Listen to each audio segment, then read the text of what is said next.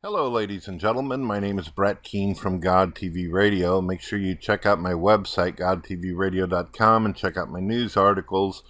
And also connect with me on Twitter. I love me some Twitter.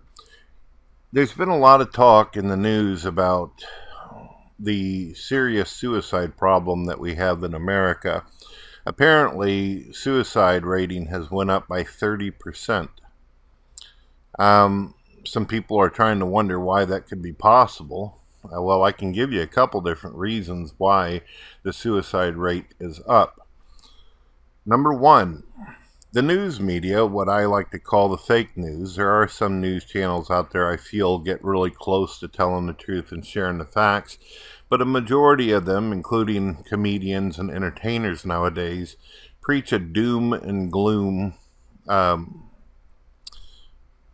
idea to America. Every time you turn on your television, you're being told there's global warming, the world's going to fall apart, and they're not giving any answers or solutions. They're just begging for more money. They're being told that there is no God. There is no hope at the end of the tunnel. Whenever you die or you suffer, there's just simply no reason for you to have any hope beyond this existence.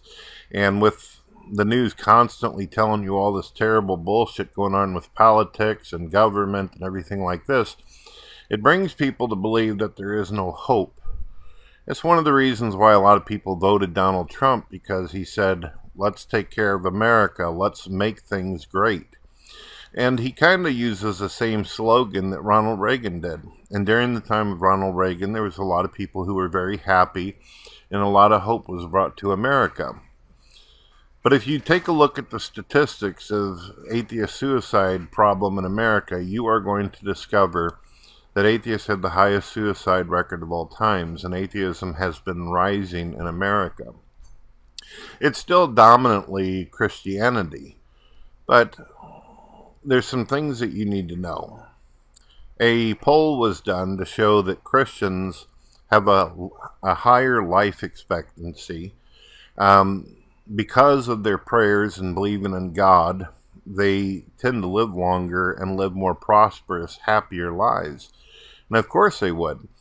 As long as you believe and have faith that there's something powerful and grand going on in the universe, that there's always a reason to have hope, that there's always a reason for everything, you're going to have a tendency to live more positively in your behavior and the way you exist. It doesn't mean that Christians are perfect. It doesn't mean that they're saints. It just simply means that if you have faith and that you have hope that there's more to this universe than just what you see on the media and what you see around you in society, that there's something that loves you, something that cares about you, you're going to have a tendency to do better in life.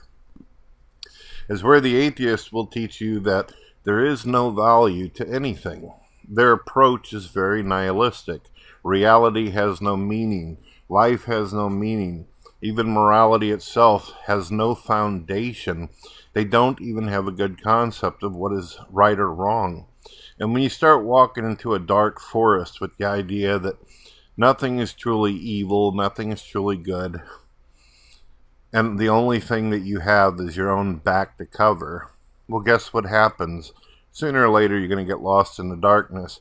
And when you have this idea that there's nothing out there that cares for you, there's nothing that's going to help you out of the darkness, there's nothing that's going to make your life better, and you're all by your damn self, well, you're pretty much in the same position someone is that has no arms or legs and who is sitting up in the hospital strapped to tubes, barely surviving. You see, it's not just a matter of being physically altered, disabled, or anything like this, but atheists willingly disable their mind and their hearts, and that is the reason why they have the highest suicide rate over anyone. And then there's the other thing, too, where atheists also have the highest substance abuse. Well, if you drink a lot of alcohol and you do certain drugs, it's going to take away a lot of things from you. It's going to harm you in many different ways. But as I said in one of my other videos, I believe that people should have the free will and choice to do with their body as they want to.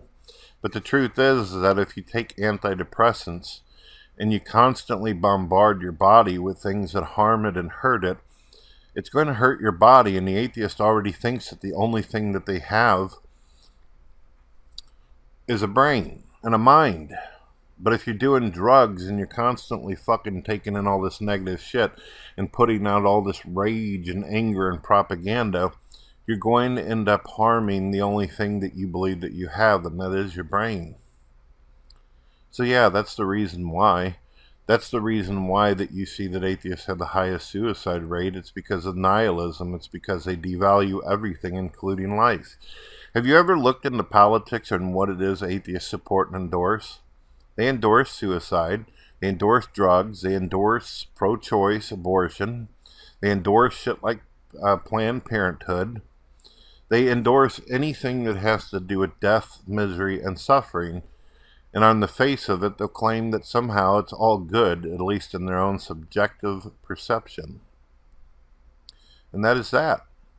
That is the reason why the news media, the way a person lives, the way a person behaves, and the way a person thinks. The higher atheism goes, the more the suicide rate. And that is one of the reasons why throughout history, atheists have never been able to accomplish anything great and powerful in their lifetimes, because a lot of them simply don't survive and make it. And that is it. The ones who have survived, take Friedrich Nietzsche, for instance, he went absolutely fucking insane. He ended up in an institution because he lost his mind from the way his thought process worked. God bless, ladies and gentlemen. Have a wonderful day.